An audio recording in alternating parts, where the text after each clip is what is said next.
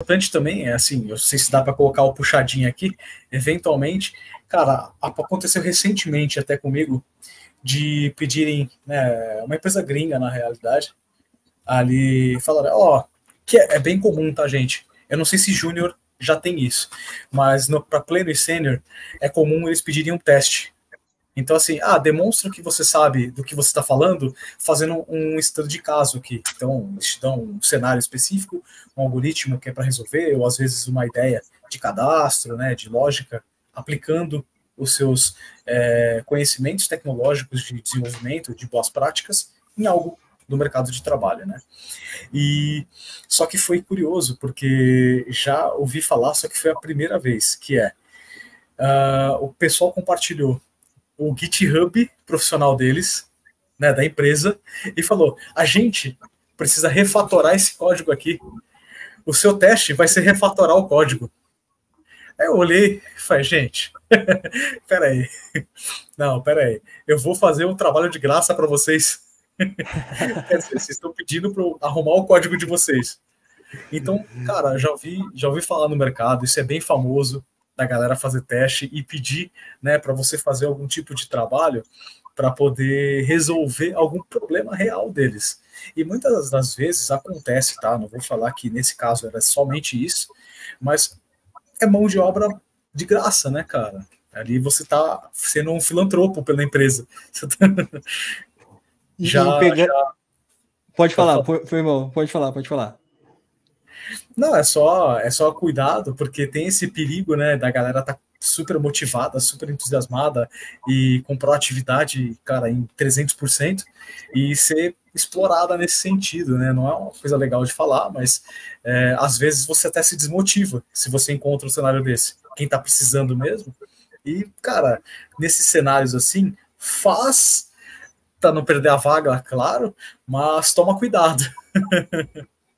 Sim. Eu ia puxar o lado de ficar de olho, exato. Eu ia puxar o lado, tipo assim, do cara que não é mais o júnior. O cara já é um pleno, um sênior. Quando ele chega nesse estágio, ele não tá mais no estágio de, tipo, aqui aparecer, eu tô pegando.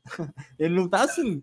Ele é um cara que já escolhe mais, né? E pegando esse gancho que você falou, imagina só, se uma empresa de má fé faz isso, de má fé no sentido assim, deixa eu achar ver se eu consigo achar uns caras para fazer uma correção, uma refatoração do nosso código de graça.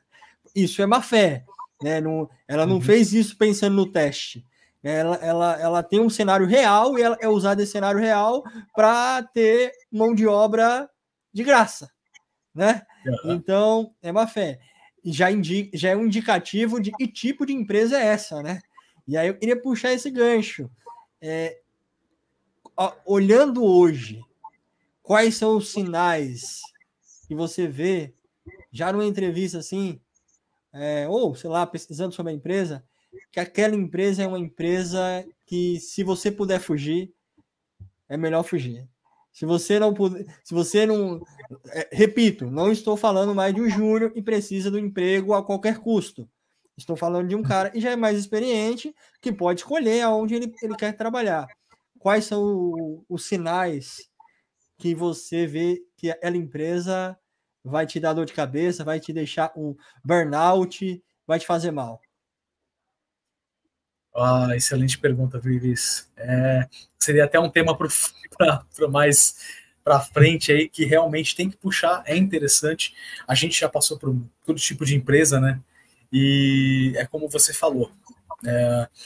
Tem algumas ferramentas no mercado ali, o Glassdoor, que é o antigo Love Mondays, dá para acessar. Tem muitas empresas e você pode pesquisar lá pelo nome, pela região. Tem empresa que tem sedes em locais diferentes. É sempre bom estar atento a qual você está pesquisando de fato, principalmente empresa internacional, né? Que está em mais de um país, não necessariamente projeto internacional. Mas às vezes até um júnior, cara, porque aquela pessoa que está se destacando, né, que tem aquele júnior que se destaca, que tem um inglês bem trabalhado, tem tecnologias que estão sendo requisitadas, e às vezes ele está com mais de uma oportunidade ali para escolher. Aí qual que eu vou escolher? Também pode ser um meio de olhar ali a Glassdoor, o Indeed, né? Tem o próprio PayScale, só que eu acredito que seja mais para internacional, né? Que é para ver a parte de pagamentos, e eles também comentam sobre o escopo de trabalho, né? Que é muito comum você trabalhar no mercado ali e ter um desvio ali leve de função, você acabar fazendo alguma forma atrelada à tecnologia ainda, mas não é de desenvolvimento de fato.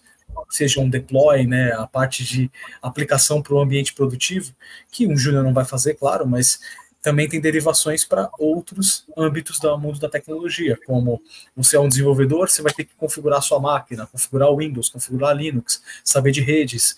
Às vezes são coisas que estão implícitas ali na entrevista, só que às vezes você pergunta pro cara, aconteceu já comigo, tá, gente? De eu falar assim, eu fiz a entrevista, passei, e aí, na hora de assinar o contrato, o pessoal em nenhum momento falou que a carga horária era acima das 44 horas. Então, assim, era geralmente o comum no mercado é 40 horas, né? 8 horas por dia ali. Então, eram 9 horas por dia.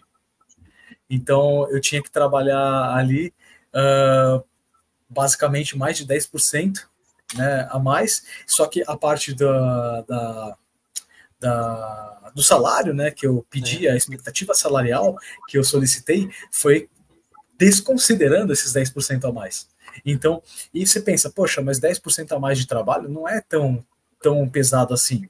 Só que quando você trabalha com algoritmo, com capacidade cognitiva ali toda atenciosa, se tiver num setor crucial, você não pode errar, né? Geralmente, subir um problema em produção pode gerar um prejuízo para a empresa muito grande, e trabalhar esses 10% a mais significa que seu cérebro vai se cansar 10% a mais. Então, às vezes, é um ponto importante a observar.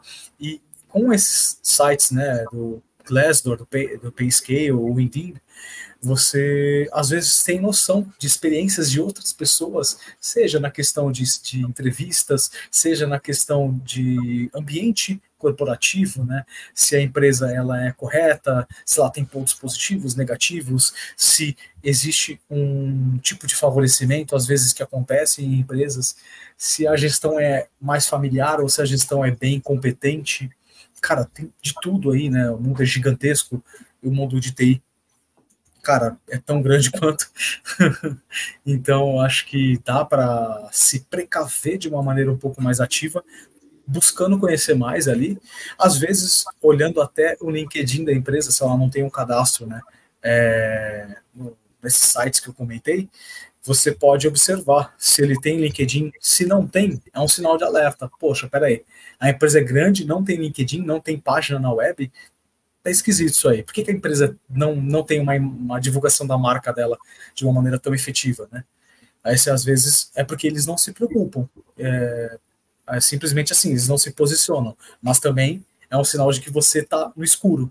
Aí você tem uma vaga que você sabe que a empresa é boa. Poxa, e a diferença salarial não é grande. Não sei, eu acho que pela experiência vai no certo. Vai na empresa que você vê, que tem gente recomendando bem, né, falando que o trabalho é um pouco mais tranquilo e na área que você espera, porque é bem comum você entrar num lugar e ter uma transformação totalmente diferente. Às vezes o ambiente é tóxico, às vezes, né, como você comentou do burnout, ali a galera vai demandar não só de conhecimento de negócio, mas de soft skill, que é uma coisa que a galera fala muito. Aí, soft skill é o quê, galera?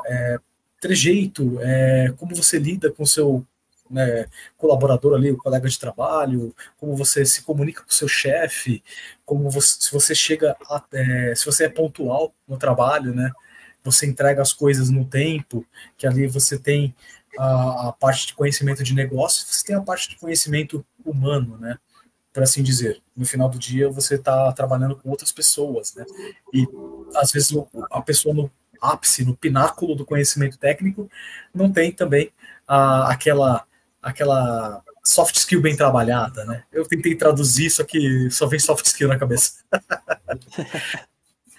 Então, é importante você ter essa soft skill bem detalhada, bem trabalhada, porque você pode avaliar, às vezes, a empresa no momento de decisão, de checar se a empresa é boa ou não, porque se você você entrevista a empresa, você entrevista a galera do RH, você consegue ver se eles sabem o que eles estão falando, o tamanho do projeto, se é muito né, urgente, se os projetos estão bem definidos, ou se você vai ter que trabalhar 16 horas às vezes. Acontece um dia ou outro, cara, não tem problema. Mas você ficar 3, 4, 5, 6 meses, tem empresa que é assim, você trabalha mais de 12 horas por dia.